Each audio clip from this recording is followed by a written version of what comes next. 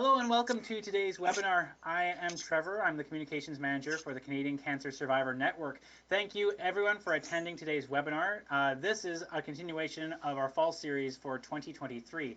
If you're new to our webinar series, a little background on our group. CCSN is an organization working with cancer patients and survivors to learn about the complexity of our health system, connect with others to plan action, and act on those plans to create better outcomes and healthy survivorship. Please visit our website and find plenty of information like news events and of course our webinar series. Now this webinar is being recorded and will be available on YouTube, and a link will be provided by the email that you registered with, along with a link to the slides provided with this presentation, but as this is a roundtable discussion, the slides will not be provided. We will have a quick Q&A session at the end, and we are mostly asking you to bring your questions forward at any time. If you would like to ask a question, we have a chat function and a question function here on GoToWebinar that you can see in the sidebar. And for me, also, if you hear a little construction in the background, that is that is just something on my end, but I'll be muted for most of the webinar.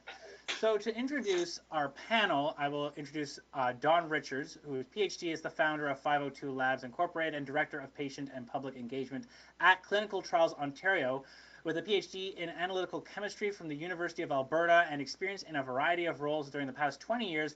It is her diagnosis with rheumatoid arthritis 15 years ago that started her journey to combine her passion for science with making the most of her diagnosis. In a role as CTO, Dawn is charged with executing on CTO's strategic pillar of patient and public engagement. And I will let everyone here make a couple more of their own introductions and to describe themselves a little bit.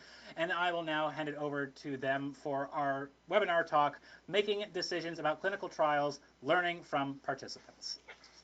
Awesome. Thanks a lot, Trevor. I know on behalf of Heather, Murray, and myself, we're really pleased to be here today. Just a few words. As Trevor mentioned, I'm here on behalf of Clinical Trials Ontario, or CTO. And while we're an Ontario-based organization, clinical trials are federally regulated. So anything that's on CTO's website about clinical trials applies to trials all across Canada. I'll just put in our website link for you in case you'd like to learn more about some of the things we're talking about today in the chat. And I guess also important to know, just before I hand it over to Heather and Murray for their introductions, is that there's a lot of so-called harmonization around the regulations to clinical trials globally as well. So a lot of what the regulations are in Canada are applicable globally too. So just want you to have that in the back of your mind as we chat through things. So I'm really pleased to be here today with two members of CTO's College of Lived Experience. And I'm going to pass it over to each of them to do an introduction for you before we start talking about some of their experiences related to clinical trials, some of how they've made decisions, some of what their thought process has been, so you can learn from that. So Heather, I'll pass it over to you first, and then Murray, I'll just have you come in after Heather's finished her introduction. Thanks, Dawn. So I'm 56 and I live here in Ottawa with my husband. I'm now on long-term disability, but before my diagnosis with metastatic breast cancer, I worked as a research analyst at an investment bank. I looked at the financial outlook for international mining companies. These days, I get to use my research skills to support my own health and patient advocacy. I joined the College of Lived Experience back in 2020, and I've really appreciated the opportunity to contribute to CTO's initiatives to make clinical trials more accessible to people in Ontario and I guess really Canada. Thanks. Over to you, Murray. Thank you. Thank you. I'm Murray Walz. I'm from Woodstock, Ontario. I've been married for 56 years with 2 daughters and 4 grandchildren and 1 great-granddaughter. My career has been in the food industry, the animal food industry, and the biodiesel industry, and I've run plants and startups all across North America, Mexico, South America, and in Denmark. I was diagnosed in 2019 with pulmonary fibrosis, which is no cure and with a life expectancy of after diagnosis of 3 to 5 years. So that's where I got involved in what I can do to better my own care. Thank you, Awesome. Doc. Yeah, thanks. Thanks for sharing a bit. And the other thing as we start that I just wanted to share with people is it's important for you to keep in mind as we're chatting that, in case you're not aware, clinical trials are a form of research. They are a form of research where people are voluntary participants in that research, and you have rights as participants. And you can leave a trial at any time, even if you decided originally that you wanted to be part of a trial. So that's important for people to know. Important also to know that with clinical trials, we often think about them being used to study drugs, but they can also study different types of treatments. Might be lifestyle changes like exercise, might be medical devices, might be new types of surgeries. So while we often think about them being for drugs, they're also used as a way to study different types of treatments. So I think I'm going to ask you both to maybe share a bit more about, how many trials you've been in, what your experiences with trials have been. So maybe this time I'll start with you, Murray, and then Heather, I'll ask you to chime in about some of your trial experiences too. Well, I've been in several trials, and one trial I'm in right now is a clinical drug trial, and that trial is sponsored by Boehringer Ingelheim, and we're doing it in Hamilton. I've been in other trials testing equipment for home use to limit the number of visits you have to make to your own doctor. And the other thing, one of the things we're doing in another trial we've been doing, physical trial, is trying to teach patients with IPF how to manage day-to-day living and what to look for when the symptoms get worse. I think that's the main thing I've been looking at. Also been helping university students. There's been a lot of university students that are interested in helping people in the healthcare system, and I've done a lot of research with them, looking at better ways for finding out the cure and early diagnosis, because that's one of the main things that lacking in this kind of disease with the pulmonary fibrosis is that diagnosis often comes way too late. So that's basically what we've been working on. So essentially, Murray, you're participating in a company-sponsored drug trial right now, but you're also talking about the fact that you have participated in things that universities have sponsored as trials as well, correct?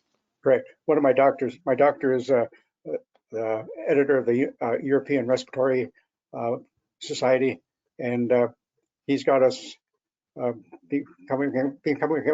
became pretty close.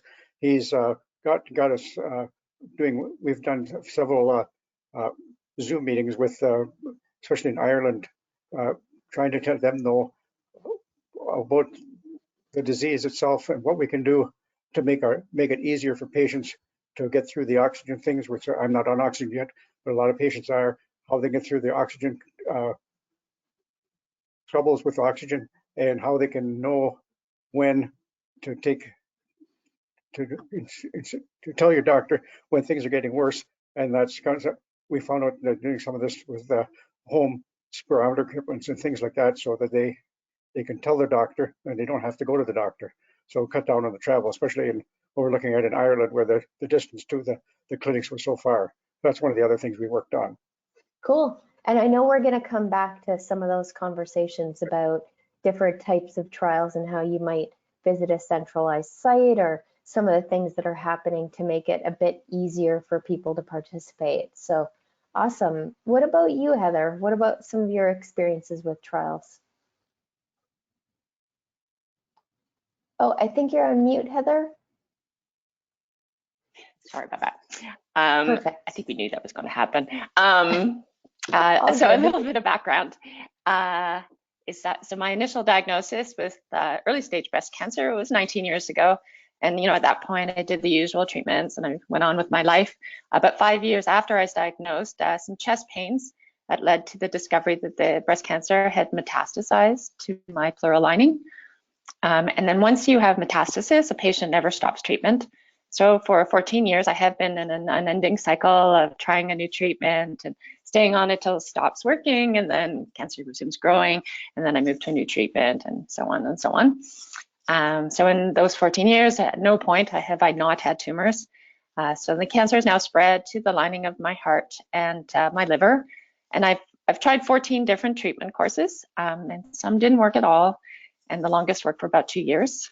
I've had over 60 CT scans. I've taken daily pills of hormonal and targeted treatments, and I've had IV chemotherapy. So that's really a grind, and right now it kind of seems like a job in itself. So that's the background. So of those 14 treatments, 7 have been in clinical trials where I've sought to gain access to newer promising treatments. So they've all been drug trials, a mix of mostly drug company sponsored, but some clinical trial group sponsored.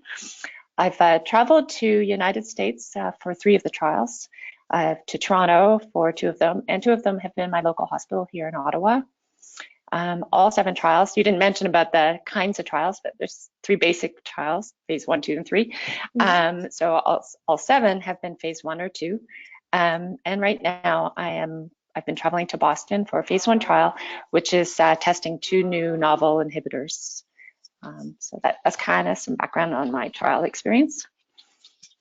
Thanks, Heather. And just to maybe help explain a little bit too, so Heather's referring to the different phases of trials, and trials really are designed to answer specific questions. So phase 1 is when it's first in people. Although we usually know quite a bit about the drug before it's in people, we don't actually know how it's going to work until it gets into people. And usually there's many years of research that happens before things are greenlit to be trials in people. And then phase 2 studies would come after phase 1 studies, assuming that the phase 1 study was successful for that drug. So also important for people to know that even though something goes into a phase 1 study, it may or may not continue in the clinical trial processes, so to speak. So just wanted to give some context for people about those different terms that Heather has used, and what some of those things mean, and why we have different phases for different stages of basically learning about the drug and how it interacts with people. So. Okay, so I've come to the right place to talk with people who have experience in trials. And I also wanted to encourage people, if you've got questions for us, please just type them into the chat or the Q&A.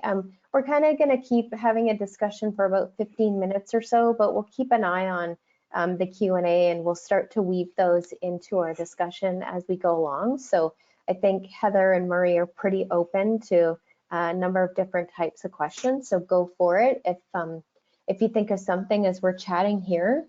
So the next thing I wanted to ask you about is what you knew about clinical trials before you became a participant, and like what your notions of those were, and how the idea of being a participant, I'll say, came to you. So whether it's something you found on your own, or whether you were approached by a healthcare provider.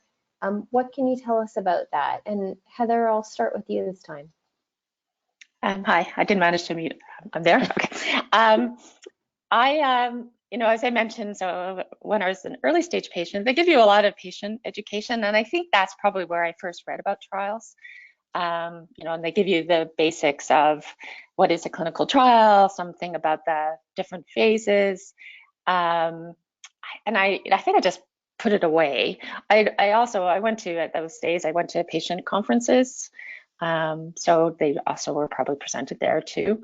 And then once truthfully, when I was diagnosed with MATS, I was sort of overwhelmed. I was still working, so I just kind of went along with my first treatment. And it wasn't until I hit my second progression that this light bulb went on, that I was using up all the good quality of life treatments, if you can have a good quality of life treatments. So that's the point when I started to ask my local oncologist, I was living in Calgary at the time, about whether or not there were trials. I won't go much deeper.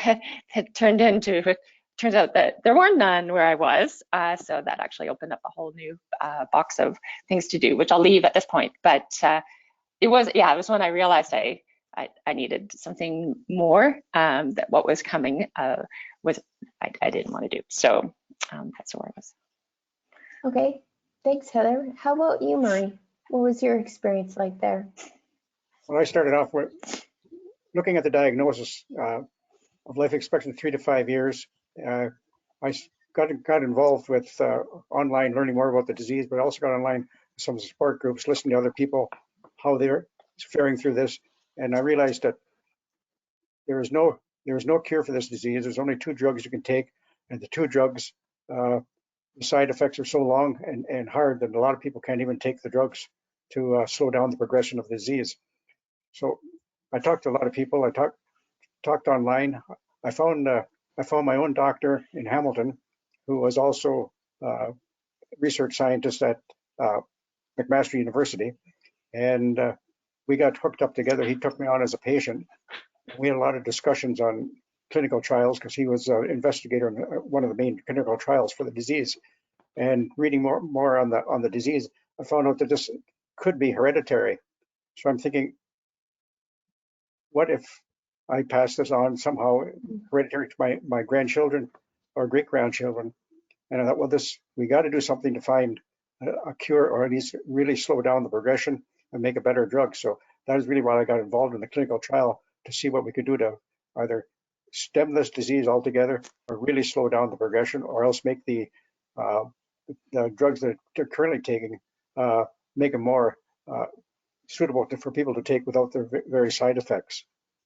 I think that's where I started. I did most of this research on my own, and my doctor did give me websites to go on that were valid ones. And one of them I read that Mayo Clinic in Minneapolis did a lot of work on this drug, and they did a lot of research. So I reached out to them, and unfortunately, I got in to get into the Mayo Clinic, and I got in there to discuss this disease with some of the pulmonologists there, and they kind of steered me towards a couple of clinical trials, and the one that they all said I should go was the one I was planning to do with my doctor in Hamilton. So that's the way I took that clinical trial, and that's why I took it. So you did lots of homework thinking about research as a form of treatment for what you're dealing with, and probably asked a lot of questions as well. I guess that's one thing that would be interesting to hear about too, is if you remember the types of questions that you asked either the individuals at the Mayo Clinic or your own physician, Murray, about the trial and what it might be to participate in it. Well, they gave me a lot of information on it.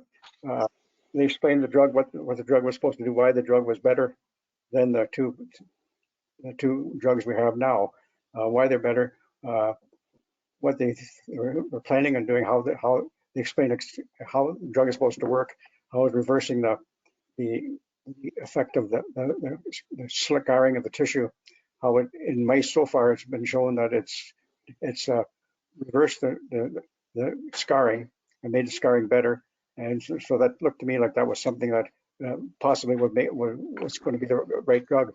When we looked on, I also went on the clinical.gov website, which is fortunately US, but it still has all the clinical trials across the world are all listed there, and you can look up any clinical trials, and all the reading is there. You can read the whole background of the trial, what it's for, and why it's there.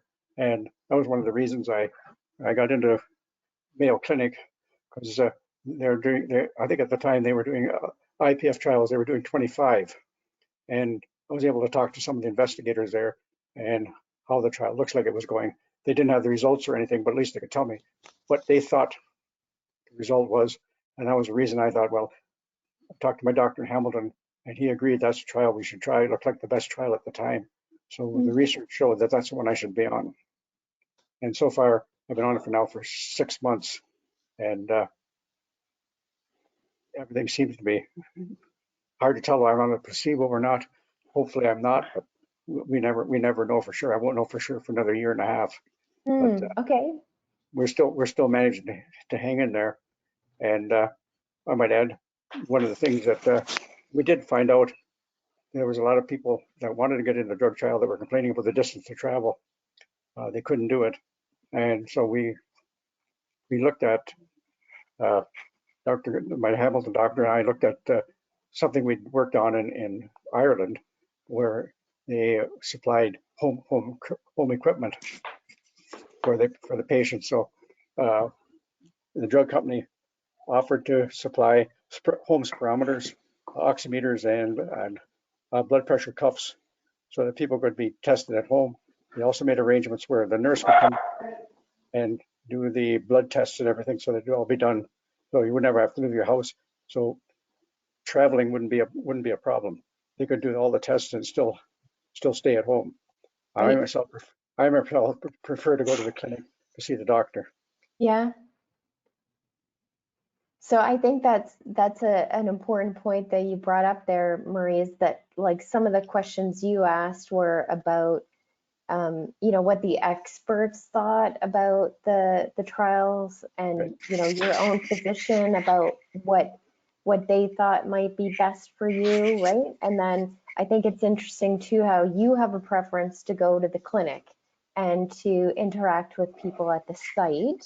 But what you've also shared is that you've helped influence that if that's either not convenient for other people, or we talked offline about this, that for individuals who might have to travel quite far to be at the site, if they can do some of these tests at home, that can make or break participation for them in some instances, right? So for some people, those might be questions to ask about how often you have to go to a site, and how far away that site is, and how it might impact your daily life sort of thing. So that's all great that you shared with us, Marie. Thanks. What about you, Heather? What are the kinds of questions, if you can remember?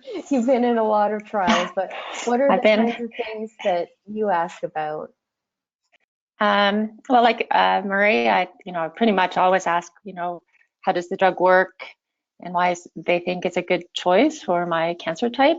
I do a lot of research also outside, and so I have an idea, but they need to explain too. And I live on clinicaltrials.gov. It really is the granddaddy of the data in terms of the database of what's out there.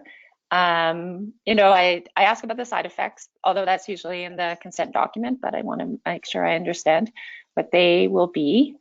We talked about, how the trial is set up. Because I've been in some phase 1 trials, the dosing question is an important one. Sometimes if it's too little, the drug might not be effective yet until a higher, so when they do the dose escalation, the first people have a lower dose, and then once those people can show to control it, they move to a higher dose, and so on. So you can be too low and it's not effective.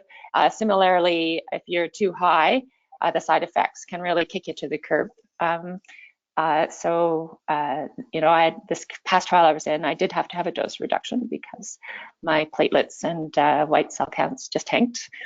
Another question I ask, and this goes to, I was talking to a friend of mine about this too, eligibility impacts, because I'm always thinking about what my next drug, I don't live in this magical world that I think all drugs will work forever.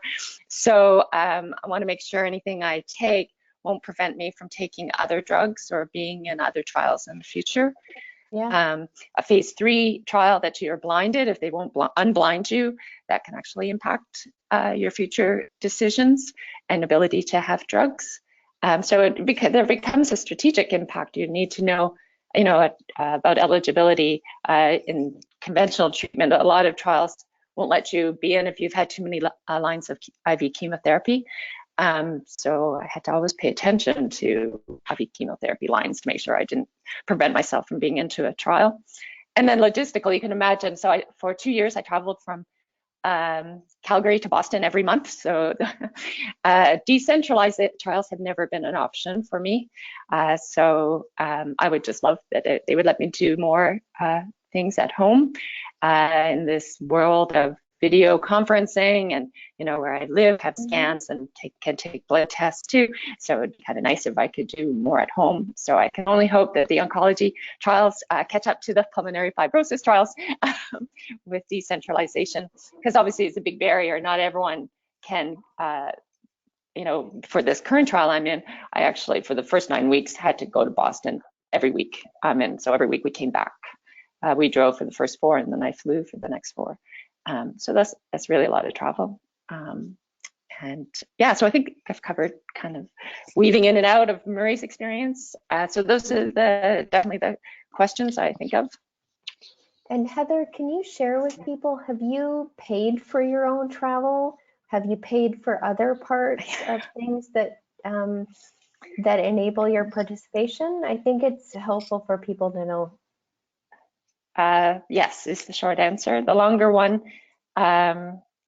so when I did the local trial, obviously it was the cheapest, and trialers and even covered our parking. So other than the time, that was the easiest trial to participate in. Within Canada, all my medical costs were covered, but I had to pay for my own travel. So I did. And for going to the United States, I have to cover all what they call standard of care costs. So that's like CT scans and blood tests. The trial provides the drugs for free, like the song says. But I do have to cover everything else. I'll be blunt, it's expensive. But I'm using my retirement savings. Sadly, I don't expect to need them. So it's kind of, again, it'd be nicer if there were more trials here in Canada that I could do. I know I'm fortunate to be able to do that. Yeah, thanks, Heather. Yeah, go ahead, Murray. I can add my clinical trial because I'm here, and it's locally in Ontario. I'm given an honorarium to pay for gas and free parking when I go. So I really out no other costs. But I would like to add that one of the things that was a benefit in my clinical trial was something that they asked the first day I was there. Well, I'd be interested in biomarking, which was giving an extra samples of blood after they take the ones for the trial, and those would go into the drug company would keep them, take out my DNA and leave the drug samples there in their care for up to 30 years. So down the road that they can do testing. If something comes up, they can use my blood for testing of anything like that that comes along. And I kind of thought when they said this, there's no way I couldn't sign the consent because I thought this was leaving some kind of a legacy. That's really interesting, Murray, that you're contributing to research right now, but you may be contributing to future research by having consented to these other samples being taken from you. And I think that's important for people to know. You may or may not benefit from the trial that you're participating in. You've both talked about this concept of blinding, right? And so basically you don't know if you're in a standard of care or placebo arm versus the arm of the trial that's receiving the intervention. So just so that that's clear for people. And another thing to make clear to people is that in cases where there's a standard of care for the condition you're living with, you wouldn't be offered there wouldn't be a placebo arm per se. It would be standard of care arm versus the experimental treatment arm. So sometimes people get worried about, if I'm already on a medication for what I'm living with, would I be put in a placebo arm? And the answer to that is that would not be ethical, and that would not happen in terms of clinical trials. The other thing that came up, Heather, you mentioned that the cost of the drug is provided for, and that is really important for people to know too, that that's the case with clinical trials. If you're ever asked to pay for the drug or some kind of entrance fee, those should actually be really big red flags. Those are things that shouldn't be happening. So just to keep in mind about questions, you both brought up that some of your costs are covered. there isn't necessarily the cost of your time covered, but there might be parking, there might be travel in some cases, but those might be important things that people ask about as well. So all really good information, I think, that we're sharing with the audience here. And we've touched a little bit on some of this already. Heather, you've talked about being really strategic about trials and like your plan, right? But also, how do you also amongst that weigh potential benefits and risks for yourself, and how do you make that kind of final decision in the different studies you've participated in? Can you share some insights there with us? I can, thanks, Dawn. So I do. It sounds corny, but I actually literally create a worksheet when it comes to the decision making, and I have 2 columns, the pros and the cons, and I write them out, and I discuss it over with my husband, my local oncologist, and I have a group of friends who are living with metastatic breast cancer who are pretty savvy, so I talk to them as well. I've been known to reach out to, you can imagine I have quite a team of past investigators to reach out to my past oncologists as well about what they think. I think we touched on it earlier, but it's really important for me when I make the decision to understand the scientific merit, that I have to believe that the drug will work. So I need to walk through that with my local oncologist and obviously the trial people as well. So that's kind of one of the most important part of that worksheet. And then I know so I'll jump in now. I did actually turn down a trial, and it was a hard decision because I felt kind of alone, because obviously the oncologist had presented it to me, so they thought it was a good idea. But when I chose not to go forward, it was a mechanism, it was an immunotherapy, and I didn't think it was right for my kind of breast cancer. It was also very early stage, maybe 5 people had it, so I needed a little bit more confidence, and it was also a single agent, and I sort of thought that given the other things that I would like to have do something in combination, so I turned it down, and I talked that over. It was a hard decision, and I felt kind of alone, but I did, it's actually okay to say no as well. Yeah. That's maybe also our point. Yeah, and I think also you're highlighting here how this is a really personal decision, right? It even though your oncologist thought that this would be an appropriate study for you to be in, you didn't feel the same way. And I hope that didn't impact your relationship with that individual. I hope that they respected that was your personal not decision. at all. They were totally, they were very good. No, it did. It was good. Okay, it was good. It didn't impact. Sorry. Yeah, and it shouldn't, but people are people, right? Sometimes you worry they about it. Yeah. their own values on it. Yeah. Marie, what about you? Do you have a spreadsheet too? I mean, what's your approach? No, I have a wife. I have a wife that does all that. Well, one of the things there's always one. I think one of the things we got to mention too is that the side benefits of going into a clinical trial, for me anyway, is that I get to see my doctor every month, and they run blood tests, all kinds of tests, and it just happened that fortunately one of the blood tests did show up that my iron was low, so they said the results to my family doctor, so I was put on iron pills. So the benefit, I have a CT scan and spirometer tests every month. So I've got a better understanding of what's happening. They let me know the results, and I know what's happening to myself. I know if I'm going downhill or going uphill, and staying the same. And so far, it looks like I'm still staying the same, if not improving a little bit. And that's the main thing.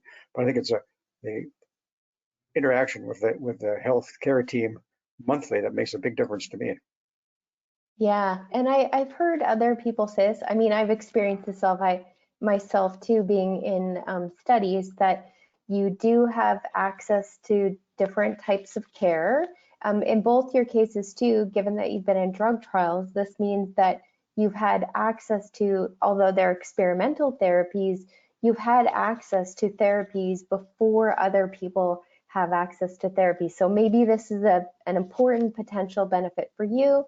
And then you do have access to, other healthcare tests or information about yourself and your disease that you might not have access to otherwise. And for some people, those are important kind of immediate benefits as well, so to speak.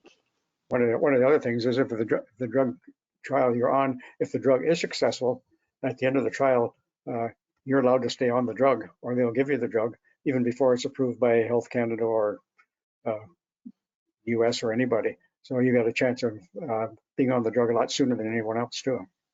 Right.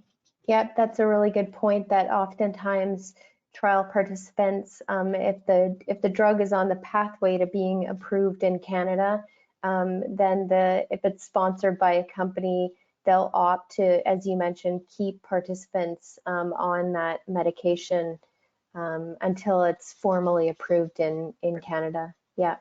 So those are things that are important to you, might not be as important to other people. What about you, Heather? You've also talked about the fact that you've built up this giant network of people that you can go back to and you can rely on now at this point too, whether it's other people living with cancer or it's oncologists, researchers. But what are some of the other potential benefits, or how you weigh against risks too? In talking about this, you can hear me, right? Sorry. Yep. We haven't talked about, well, for me, I always came up with this secret sauce. We haven't talked about the clinical trial nurses. And they really kind of keep it all together. So having access to the clinical trial nurses, because you can reach out to them on any day that you have problems. When you have a weird side effect like a rash, suddenly it gets investigated very quickly, and with their help, they do a lot of the logistical work. So I wanted to make sure that we actually sort of do a shout out to them during this hour, because I do keep it all together. But yeah, I think everything you've both talked about. You get tests more often, you're followed more closely.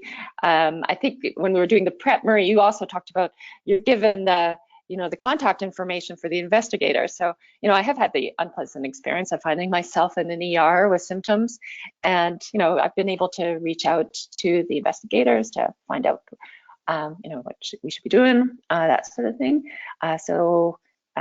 That is important to know just while you're doing trials. You do have quite a little bit more support than when you're just in general population of cancer patients in this case. And one other thing that we've talked about that we talked about during our prep session, we haven't talked about here, is that I don't think many people know is, I think, both of you just took it upon yourselves to email people whose names are on research papers or people that you have seen as experts, and they're very accessible to people, right? Like, they've responded to you, you've had conversations with them. What would you like to share with people about, don't be afraid to reach out to somebody whose email you see on a website or on a research paper? I think I'd say exactly like you said. My first trial. Oh, sorry. All right. I'm there. Sorry. We can hear my first trial. Because it was in the United States, I emailed the investigator directly, and she replied back. Because and it was such a shock. So you shouldn't be scared to reach out and ask questions. I mean, obviously you don't want to be a pest, but you're a long way from being a pest to send first email to inquire. Yeah, Murray, what about you? Any advice on that front? I found LinkedIn was a good. Oh yeah. Because I can go on there and I can look at pulmonologists all over the world, and I find the same thing. I've emailed someone, asked a few questions. In fact, I just got an email a little while ago from pulmonologist in India. And what I've done is when I go on and ask them a question, I always thank them for their work for IPF. And that goes a long way, I think, when you're nice to them and they're nice to you. And I've never had I don't think I ever had a pulmonologist not return my email. And so glad to hear what's happening and let me know what they're doing in their office and their area, if there's any change in what they think is coming with treatment or anything. And I know they've let me know there's a lot of things in the pipeline that are really looking good. So I'm getting information from all over the world, and that's just a matter of an email. And Cool. I get their name out of LinkedIn, so it works fine. Yeah, and I think, go ahead, Heather. I was going to say Twitter used to work before it kind of became a morass and I had to leave. But that's actually how I met Dawn. I saw her first on Twitter, or the now called X or whatever. Yeah. So. Yeah, it's funny how small the world can actually become sometimes, right? Just through, randomly meeting someone on social media. And I do think, like researchers and clinicians who do research, like they're curious people and they love to talk about their work, right? And so I think when people who aren't necessarily their colleagues reach out and ask them a question about their research, it kind of gets them even more excited that, somebody's really interested out there and what they're up to has struck a chord, so to speak, right? So I just think it's helpful for people to know that even though, we sometimes get intimidated by physicians or researchers who have multiple degrees and they're in the ivory tower, they're people and they're generally happy to interact with you, right, and answer questions. So don't be afraid to reach out and ask questions.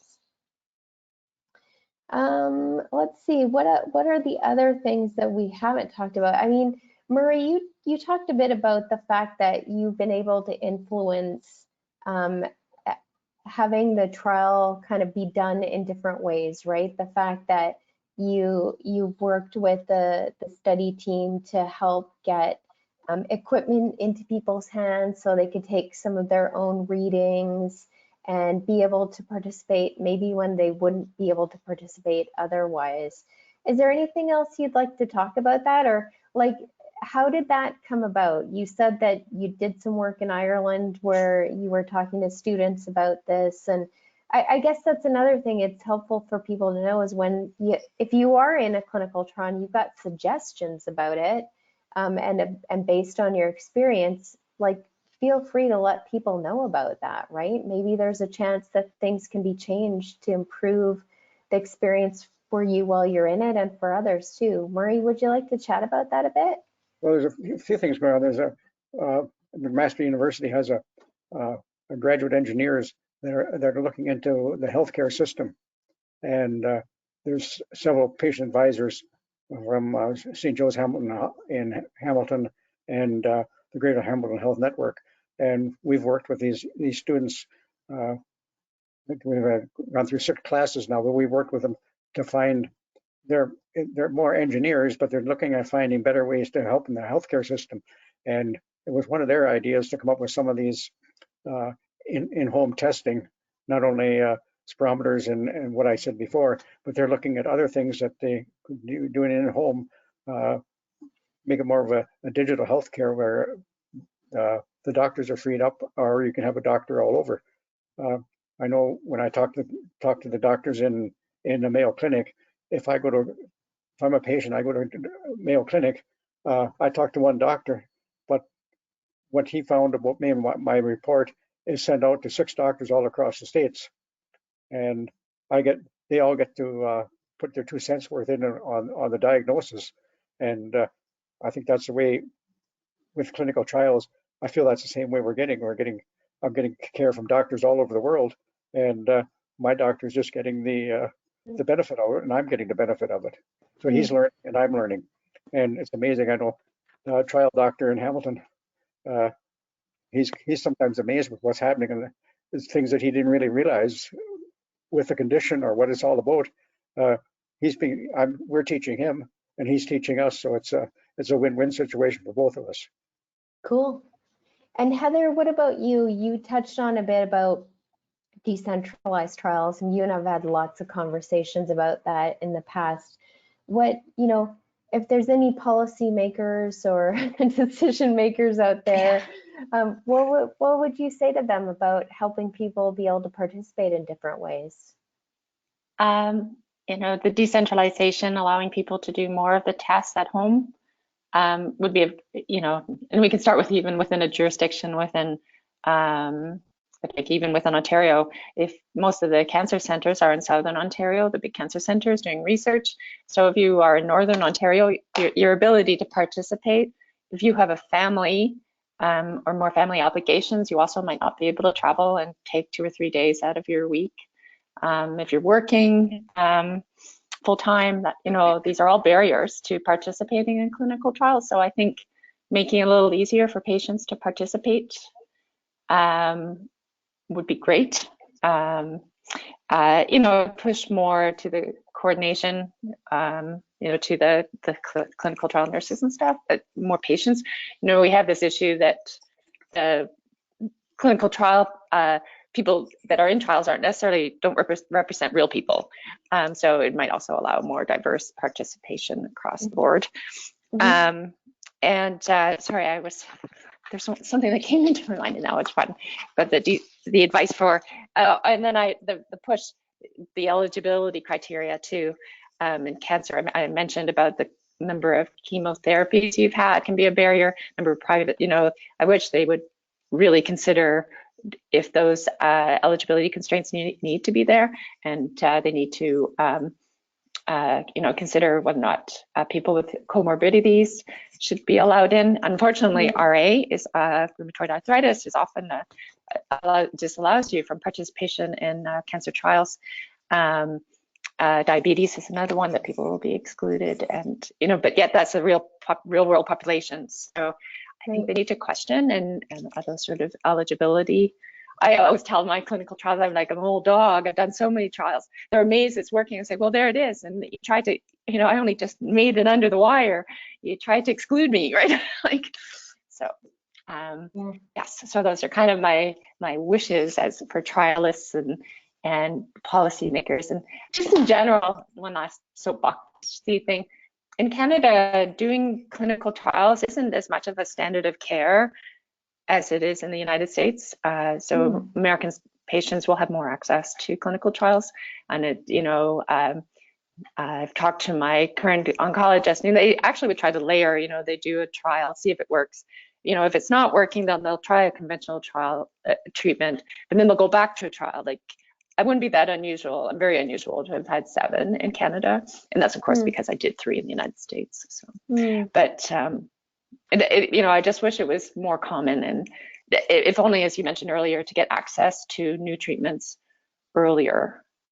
I guess it'll be great for future patients, but my friends have metastatic breast cancer now, and I'd like them to have access to. Yeah, and really good point there too, Heather, about even if you do want to participate in a trial, you have to meet the eligibility criteria, right? So if you've talked about this, if you've been on specific medications, or if you've had too many IV lines, or, there's a general list, and it's dependent from each trial to another. So that's another thing, is even if you want to participate, you have to make sure that you meet those criteria. Marie, would you like to comment? I was just going to add something. One of the things that are very important to me that when I'm going on this clinical trial was that I didn't have to go off of the drugs I was already taking. And the drugs I was already taking, I knew I wasn't getting worse, I wasn't getting better, but I was holding still. But I didn't want to, and my wife was really adamant about that, not going off that medication. I agreed 100%. Right. The other thing I want to mention, we got to realize what these clinical trials are costing especially drug trials. This is millions and millions of dollars going into these clinical trials. The one I'm on, I think there's 400 locations all across the world doing this clinical trial. So it's an expensive thing, and we know they're not going into it if they don't think they got the science behind it to make a difference, and I hope they do. Yeah, they cost everyone a lot, right? Whether it's a company that's running it, or if it's an academic group that's costing it. Yeah, and you look at all of the experts that are involved in it, you're absolutely right. It's an enormous enterprise, for sure. I just want to encourage people. I'm not seeing any questions, so maybe that's a good sign that we're hitting all the types of things that you're interested in. But please do pop questions in the chat or the Q&A, and we'll get to them. I guess in the meantime, we'll just keep chatting. We've got a few minutes, about 5 minutes left here before we pass it back to Trevor to close. So I'll just put the last question out and you can take your time answering it. What kind of advice do you have for others that are considering a trial, or if they've been approached by their healthcare team about participation? And let's start with you, Heather, and then we'll have Marie close it off.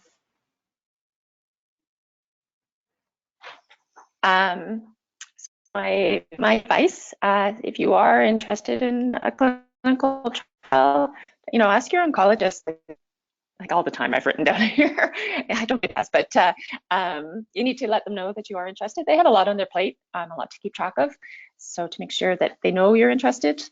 But my key is you need to, well, in my type of disease, you need to research and plan ahead.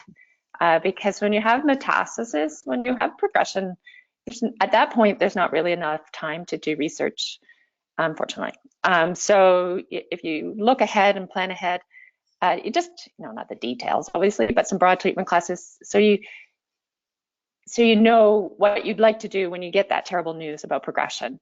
I've been quite lucky. I have I think you wrote it as you can create your own serendipity. My first trial, the week I found out about progression, this trial was posted on a patient discussion board. But the reason I knew to be on that, I was already following a patient discussion board. And so that's how I found out about the trial. And I understood how the drugs work and stuff. So, I was able to then bring it to my local oncologist and ask him what he thought. And we went from there. So in terms of other advice, how do you find out this information? A lot of the patient groups host research webinars that they go over what's coming up ahead. And then, of course, keep talking to other patients.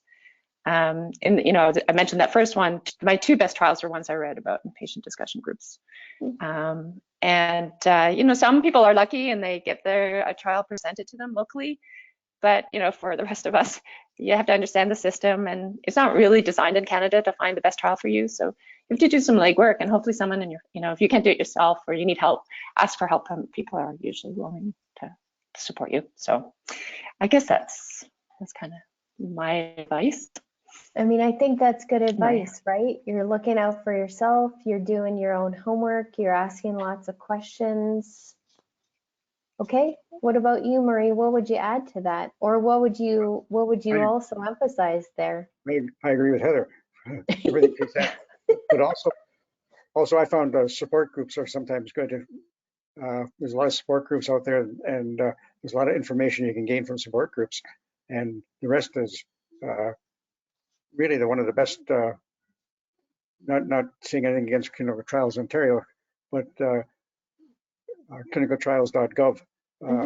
There's a lot of good information on there, and you can't go wrong going on that website and putting in your whatever you're looking for, and the information is there, and it gives you the locations all across the world and the people responsible for the test, and you can talk to any of them. And the more information you have before you go to a clinical trial, the better off you're going to be. Thanks. Okay. I just want to wrap things up. Hopefully people got a good sense of the fact that this is really personal for both Heather and Murray, how they've made their decisions, how they've, taken into account what's important for them, how they think they might benefit from the study. And that might not be from the drug, that might be other things, and how really, how they've done their own homework. So I hope it's been helpful for others. And I'm really grateful to Murray and Heather for spending this last hour with me, and to Trevor and CCSN for inviting us. So I'll pass it back to you, Trevor. Well, I think that it's been an extremely useful hour. I think that also sheds a lot of light on a lot of things that our network has really been thinking about, and just, it's an insight into approval process and testing and research, and I think it's been very eye-opening. So thank you, Murray, thank you, Heather, and thank you, Don, for the fantastic talk. And again, I will post the link that you sent about the learn more about clinical trials. I will put that in the description of the presentation whenever we post this on YouTube. Now, this is one in a series of webinars that we are presenting this fall. Next week, we are doing some stuff here at CCSN. We cannot facilitate one, but we have one the week after. I do believe that is our genetic testing one. So there are a lot of different webinars that you can see.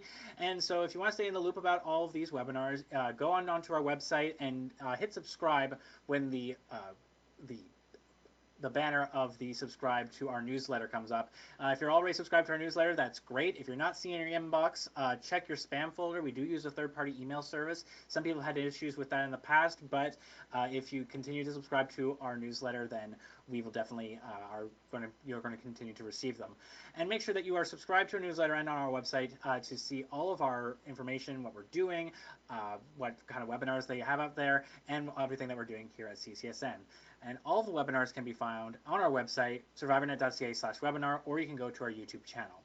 So once again, thank you to everyone. Thank you to our panelists, and we will see you guys on the next one. Have a good afternoon. Thank you. Thanks. Thank you.